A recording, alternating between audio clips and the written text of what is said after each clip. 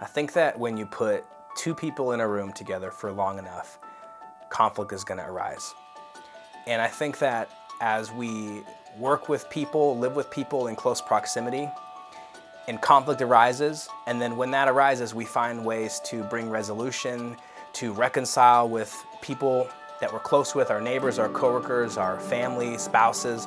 When we go through that process of learning how to reconcile with each other and to find resolutions, that's where real, true, genuine relationships happen. That's the process of becoming friends. That's the process of learning to work together.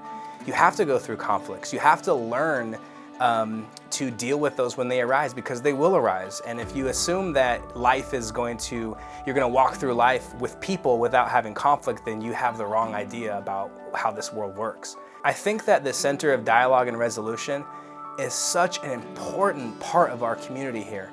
Not only do they just work with individuals or staff at companies or organizations, but they've worked with larger scale entities like the city of Tacoma and larger organizations when they're maybe going through a season where there's going to be potentially some conflict, or there's going to be some boundaries or guidelines set up before people walk into some processes like bringing a new CEO into the picture or merging with another company or organization. There's going to come some tension, and a place like Center of Dialogue and Resolution is so important because it helps have a person who's in the middle, who has no stake in either side. They can be a mediator, and they can help other parties understand and listen and hear what the other people are saying, because I think that's how conflict arises, is that you're misunderstanding the intentions of the other person across from you.